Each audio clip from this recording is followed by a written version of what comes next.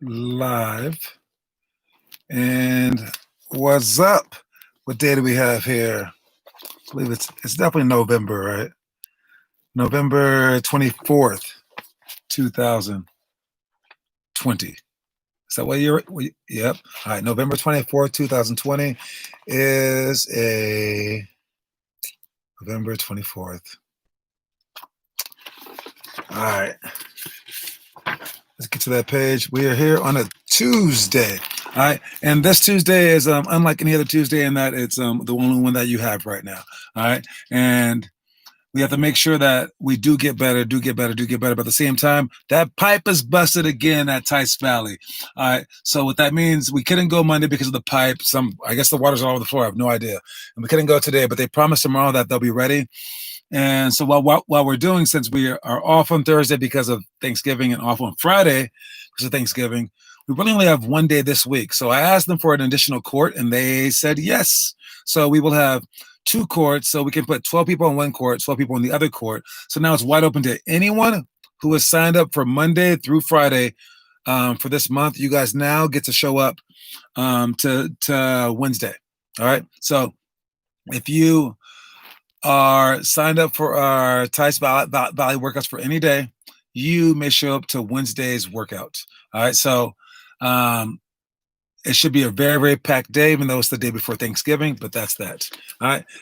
Since we're here on Tuesday, we have for the 9th grade, we have spin moves, 2-on-2 triangle, force post middle, poly and pyramid, 0 to 3 seconds up by 3, 10 plus seconds down by 3 with free throws. All right. And today I showed up to work out Sway, and he was not there. All right. He thought the workout was at a different time, slept in, and I was in his backyard, and he was late once again. All right. Again, I told him about this, and he has trouble with it, but he was late once again. But this time, since we played one-on-one yesterday, and yesterday he seriously almost beat me. So today I get there early, and I was going to prepare to shoot. So he wasn't up there yet, so I was just getting my shots up with this like little ball return thing. And then he wanted being late, but I was like, okay, maybe he's just late. I'll keep shooting. So I shot around for 30 minutes. All right. So I was pretty much on fire. Then he finally shows up, and I made him do his push-ups. 17 minutes late, so he had to do 170 push-ups. All right, so we didn't get started until around 9:30, and I shot about 300 shots before then. So once we finally played one-on-one, he was a little tired, and I was on fire, so I beat him 7-0. All right. So basically, he can't give me enough time to warm up. All right, or I'll smack him. Anyways, we went through an abbreviated version of this workout because I had to leave. He doesn't get extra time. So we did our spin move series, and he was doing them slow, but then we went up doing them fast enough. We talked about the other stuff just kind of briefly, and that was all that we really got to. But it reminded me that the short-term workouts, like my pre-shooting stuff, it is so fun to see your shot go in, and I totally get that. Just know that needs to be, that can't be all that you do. You can't just shoot 500 shots a day, even though that will help you win that weekend's games. Because if you shoot 500 shots a day, you're not really a smarter basketball player. All right, the guys who can just shoot, those guys don't get playing time in college. But you got to be able to shoot to even reach that level. So it's like a thing that you need, but it's not everything at all. All right. All the other stuff matters for so much more, like being able to rebound, being able to defend, being able to get your shot off. So being able to ball handle and everything like that. So while shooting is a very, very important thing, it shouldn't be everything that you do. So if you get to a workout and all they're doing is shooting for you, that's not helping you out. So if you notice in our book, a lot of the stuff is not getting your shots up. It's not. And only some of the stuff is strength and conditioning, but a lot of it's not either. So you need to get up your shots on your own time. All right, this book has a lot in it, but it doesn't have like the rote stuff. It has a little bit of that stuff. And also doesn't have like all the push-up stuff that you need. You need to get stronger. You need to lift weights. All right. And it also doesn't include like the miles that you should be running every day.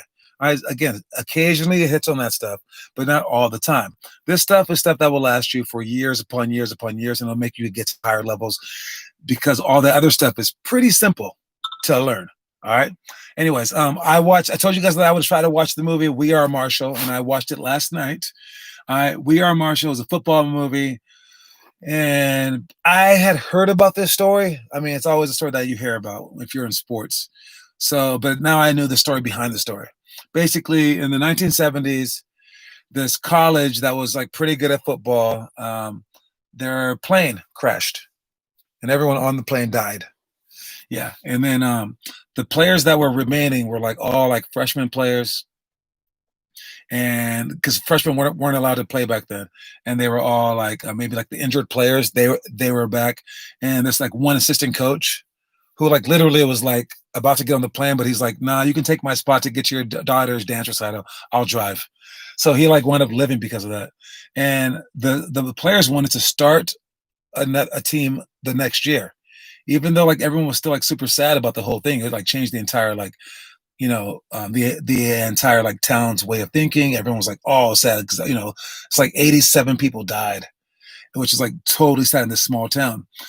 But the town was like, no, we're not going to do it. And then basically the players in the town got together, this like big, huge, like mass amount of people, and they were like chanting, "We want the team." And it was a beautiful sentiment. And then they went out there. They finally found a new coach who wanted to take over, and they had a petition to NCAA like, please let us play with our freshmen. And they had like this like young team, and they weren't supposed to win. And then they were like doing horrible in the beginning, but then like they did okay, and they didn't do amazing, but they kept the program going. They kept the program going, and a lot of people wanted them to quit. Even the players didn't want to do it after a while, and the parents didn't want them to do it because they were like, it hurts so much to see this team out there, and they were just super bummed all the time. And what they couldn't see is they couldn't see this movie that was going to come out 50 years later. They didn't understand that, but the coach did. The coach understood that if they could just get on the field, that this would be one way to make them heal as a society, that they could just get past it by honoring the players as opposed to just always grieving. And then two, he understood the gravity of the moment. Like, dude, if we can just play, we don't have to win, just play, everyone will respect us more than anything on earth, because everyone wanted that team to do well.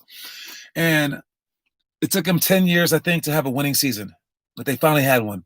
And then after that, they started winning a lot. And then they won like 5 bowl games and 2 national championships. And now they're one of the top schools in the country again. And I know it's been a while, but they moved past that tragedy, and that's like the most beautiful part about it.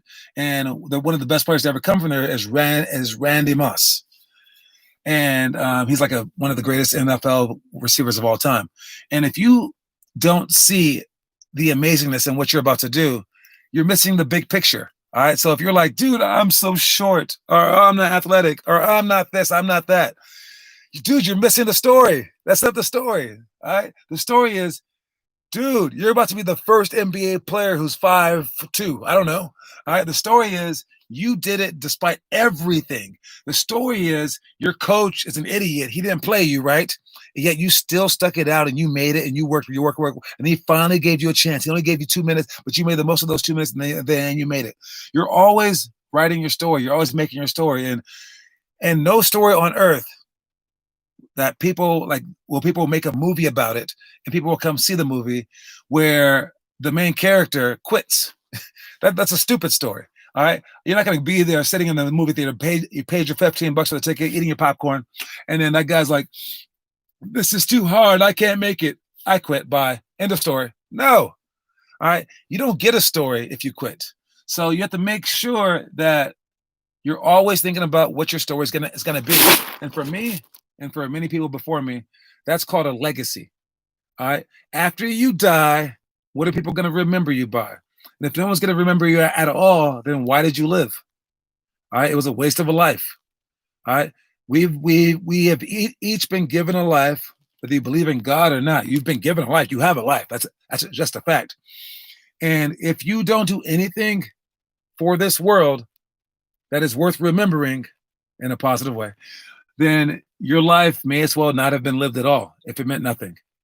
All right. So go out there and try to etch your name in the history books. somehow, some way. All right, whether it be for sports or whatever. But know that for us, basketball is going to help us get there, because you're going to be able to foster um, a behavior within yourself that will perpetuate itself, so you can like reach the stars. You're going to be like so dedicated to your craft that once you become a person in the real work environment, you are going to be able to do so much more than your fellow coworkers, because you've had more discipline growing up. Like if if your company's going under and they have to pay you less money, and then you're not able to like, you have to like struggle to get the job done, and your computer goes out and all this other stuff and all this adversity happens. Now you get to look back at your time when you played basketball, and you remember when that better team was like pressing you, and you thought it was going to be impossible, but then you did it. You're gonna recollect that, whereas your coworkers aren't gonna have that, because maybe they didn't play sports at such a high level. All right, so that's what sports does, and that's what everything does. And again, but you have to see it. You have to have vision, and so many people don't have that vision. But luckily for Marshall, that coach had that vision. Anyways, that was my movie review. I would definitely recommend the movie We Are Marshall. It is the third grade movie for this month. Let me check if that's true or not. Nope, second grade movie for this month, and I just watched it. So, anyways, let's move on. Tuesday. Are we on Tuesday? Yes. Tuesday's quote of the day is "Follow your dreams." All right. So first, visualize your dreams, then follow them. Okay. Don't ever let someone hold you back. I know that sounds so cliche, like follow your dreams, dude. You can do it. But nah, it's actually a lot. And your dreams may change, but while you have this particular dream, you follow it and you try to achieve it while you're in this moment. All right. You try to achieve the dream that other people wouldn't even try for. The story of the day is, oh no, let's go to the elementary workout. All right. For our elementary workout, we have horseshoe shooting. I did this weekend with the kids, with the younger kids, and getting their inside foot to step correctly is a very, very important thing, because when you come off a curl, you're coming off of a screen. So that means that your man is being screened for a second, but not forever. So you got to come off that screen fast. But then once you catch it, he's still chasing you. He'll get around that screen eventually, so you only have so much time. So once you catch it, you have to do a few things. You have to, one, face the basket. Okay, two, bend your wrist. Okay. All right. Well, three, bend your legs. Oh, okay. And then you shoot it. Well, during that time where you're thinking about those three things, the dude's already come around to block your shot. So what you got to do is, as you're coming off the screen, you got to come off low so that your legs are already bent. You got to come off with your wrist already wrinkled like this, so you don't have to wrinkle the wrist later. You can do that before you catch the ball. And then when you step with your second to last step with the inside foot, you should step by turning the step toward the basket. So right when you catch it, you're already turned toward the basket. Your wrist is already wrinkled like this as you caught it, and your body's already low. So now, instead of catching and doing those three things, you do those three things, and then you catch it. So now all you have to do is shoot the ball. So that's why we do horseshoe shooting. You pass the ball out, run around your man. So you guys are shooting from the opposite corner, 2 lines along the baseline. Next one is 180 poly for shots. All right, that's our poly plays, which is the Iverson cut, where you go from one wing, fake back door, then you go over the top from one wing through the free throw line to the opposite wing, and then you catch. The 7 different poly layups are, not poly layups, but poly moves are catch, rip through for a layup, staying low, catch, rip through for a spin move, catch, rip through for a fake spin, catch, rip through for a one bounce dribble, catch and shoot, and then you fully go to the opposite wing, wait, and then the guy dribbles you out for a backdoor layup. That's 6. And then 7 is snap back, where you run through to the free throw line, but then you stop, and then you run backwards back out to the same wing that you just came from, so you can psych out your defender if your defender went past the screen first. All right, and if it's 180 for shots, what that means is 180 poly for shots means that you're going to go for a handoff, and then you do poly. And we do that so that the defense can't really read what we're doing easily. So we'll hand the ball off, and the person that handed the ball off will be the person that will be coming over for the poly shots. We also do this when we have only one good player, maybe, like a guy who can dribble the ball up, but he's also our best scorer. So this is a great play for him. So now he gets to dribble the ball up to break the press, and then hand the ball off, and then all we have to have is someone to dribble the ball up, and that same player will come off that top screen for the poly series, and he can drive and then create for other people.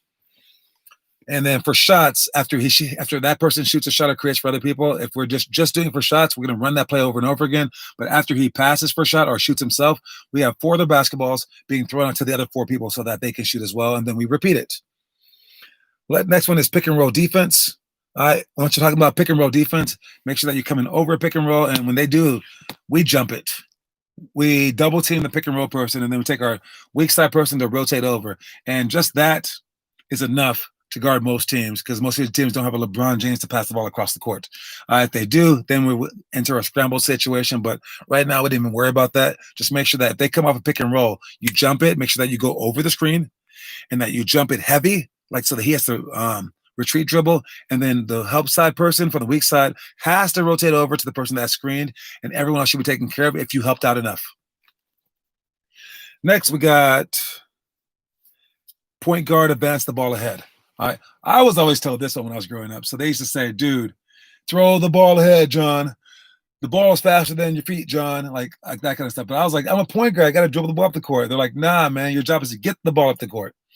So if you're dribbling the ball up the court and someone's open, you got to hit them. You got to hit them, and then you keep sprinting. All right, pass the ball up ahead of the court. As a point guard, you got to always keep your head up, always look up, but you got to give it to them in scoring position as well. All right, so if it's not a wing player, but it's a big man, don't pass to your big man at the 3-point line.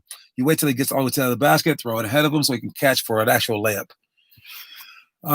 Next one is under 15 seconds, up by 4. We just need to control the ball. We're up by 4. We have the ball out of bounds. We have 15 seconds left, which means we have to cross half court. All right. We have to break the press. We can't turn the ball over. All right. So this is a very, very important play. So we need to make sure everyone is in their right positions. We make sure everyone's cutting fast, and make sure everyone's solid, catching the ball, throw the ball in well. All right. And if you have a timeout, you can possibly use a timeout, but you have to know if you have a timeout or not. All right. So if there's less than 15 seconds, you're up by 4. You do not shoot a shot, but you have to break the press. So you have to cross half court. And once you cross half court, now you can hold it and get fouled. They probably won't foul you beforehand, but actually, if it was our team, I would foul you beforehand. But still, make sure that you're prepared to break the press. Last one is deflections +1. This is our 5-on-5 scrimmage time of practice. Where the last time is we just scrimmage, but for this scrimmage, if you get a tip, or like you poke a steal away, or even like a block, if you interfere with the ball at all while you're on defense, you get 1 point. And I do this to push our players to get in passing lanes, but also just to be disruptive, because deflections they are enormous. If you can deflect the ball, meaning like hit it, whether they keep it or not, you're going to be disrupting their offense. And if their offense isn't smooth, they're going to wind up getting bad shots. So look for deflection, stay in the passing lanes, and that's what that game's about. All right, real quick, the middle school, you guys are doing drives and rotations, 180 tangent for shots, screen down, screen away, 3 for layup and shot, all right, 10 seconds tie game, and 10 plus seconds down by 3 with free throws. All right, finishing up with our motivational story of the day. It's like a lot like that movie that I just saw. So I saw We Are Marshall, and again, it was right in the beginning, so I'm not ruining this movie at all. And there's 87 people or something like that. They all die on this airplane. It's the town's football team for college. It's a real story. It happened, and they all died at the same exact time. All right. For most movies, this happens. It's called rock bottom. All right. And you have to hit rock bottom to have a good movie, because then you build it back up. But for life, it happens to a lot of people too. All right. And even if your life is great, at some point in time, you will be at the worst part of your life. Even if it's amazing, right? You will still be at the worst part of your life. And it's how you react during that worst part of life that tells who you are. It's not how you act when you have everything going right for you. Everyone can act right then. But when you were at your worst, did you steal? When you were at your worst, did you cuss people out? When you were at your worst, were you enthusiastically striving for your dreams? When you were at your worst, Did you cry more or did you dream more? When you were at your worst, did you still help other people? All right. It's what you were doing when you were at your worst that is who you are. Don't come to me saying, well, when I'm at my best, I'm a nice person. Nah, I want to know what you are when you're at your worst. All right. And that's what this motivational story goes to. The beginning of the story is the same for everyone. The beginning of the story is when you've reached rock bottom. For no story is interesting without that element and without everything that comes next. So in the end, it's not whether you get knocked down. Everyone gets knocked down. It's whether you get back up. All right. So when you're down, did you get back up? All right. When you got cut, did you keep going? When you got dumped by the girl, did you eventually start dating someone else again? All right. Or did you eventually start like being happy again? All right. Did you get back up on the horse after it threw you off? All right. That's what makes a person. Don't let anyone tell you different. All right. And that's why when you're coming from a rich town, that it's so hard to be good at basketball. All right, one, y'all don't listen to the right music, so your rhythm's off. But two, you don't have enough adversity to practice. All right. So basically, like when the first person like hits you and takes the ball from you and the ref doesn't call it, you're like, that wasn't fair. That wasn't fair. Whereas the person, that was a good cry, huh? I know. All right. Well, when the person from the hood whose jacket just got stolen last week and you steal the ball and the ref doesn't call that, he's like, stuff happens. And now he's taking the ball back from you. He'll run back, chase you down, block it, and be like, nice block, boy. I blocked you. You stole it from me. It's all good. Yeah, yeah, yeah, yeah. And he's like hyped. All right. Because worse stuff happens to him in life. So if you're crying and arguing during a game, it's probably because nothing worse has ever happened to you and that you have a sad, sad life. All right. And that's why people from certain places do better than people from rich neighborhoods because they've been through it. All right. They've been through adversity. They know what it's like to get punched. Like literally sometimes they know what it's like to take a punch. And they're like, I felt that pain before. It will subside.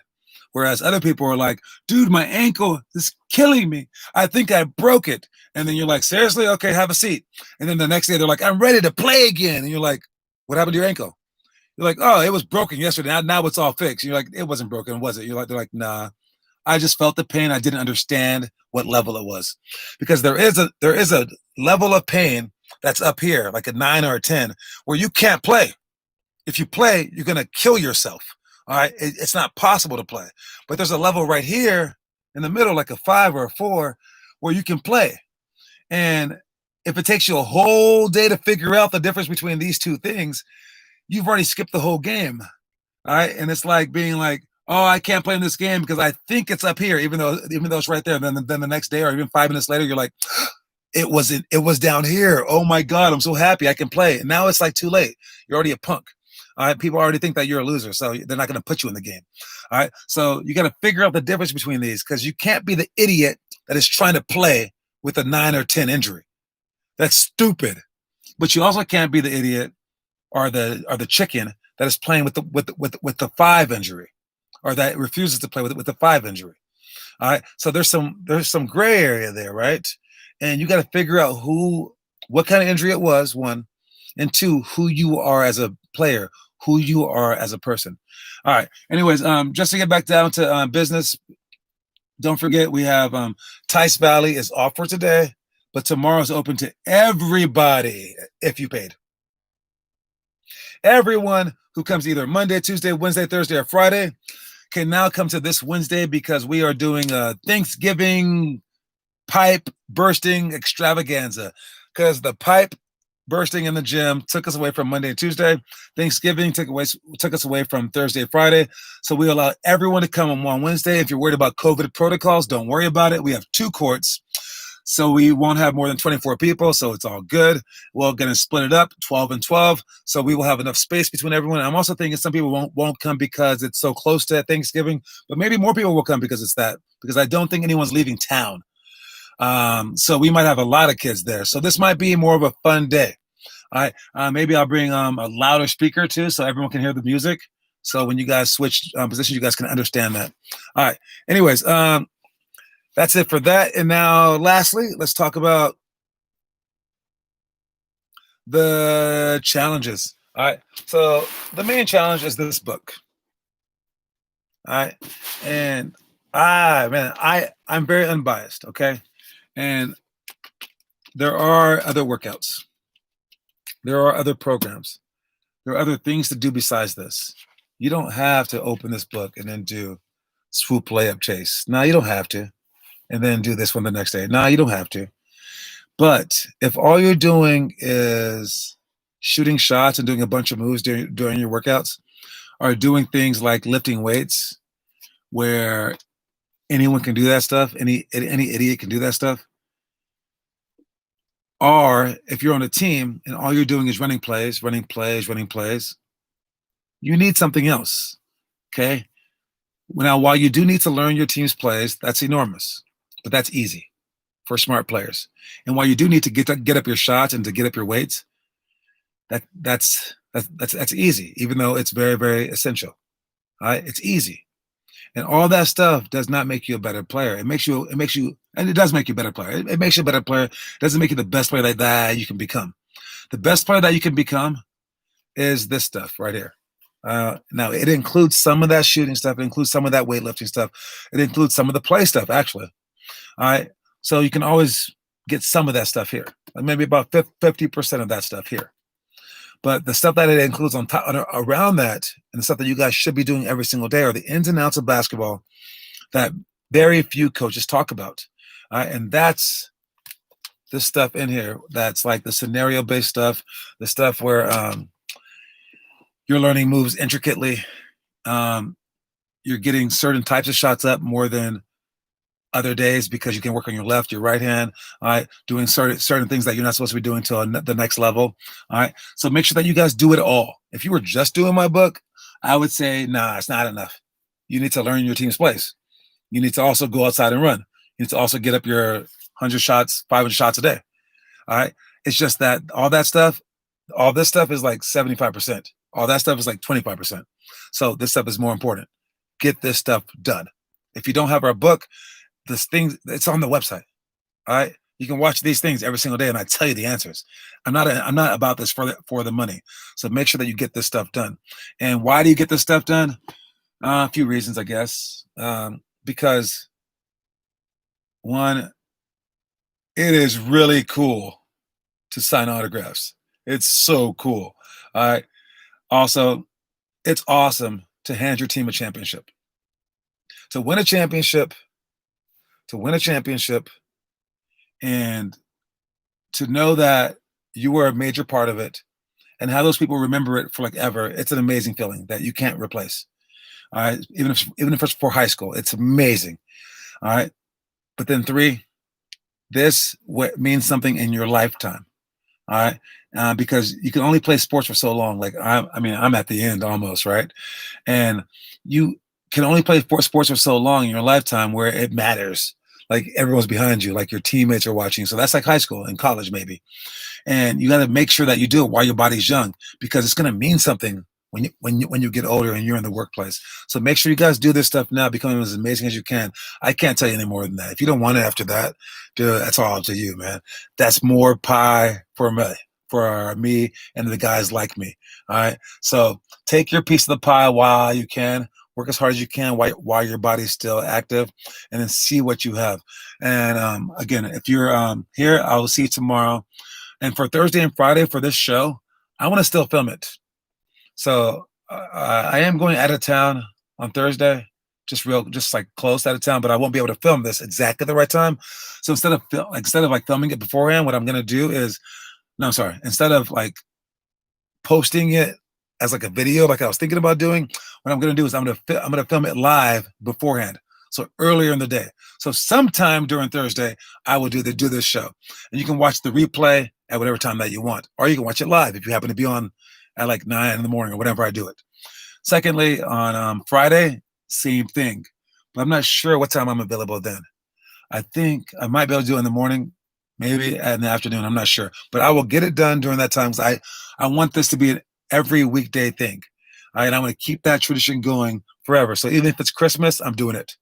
Anyways, I'll see you guys later. Make sure that you keep working. All right, and I'll keep being there for you. All right. Peace.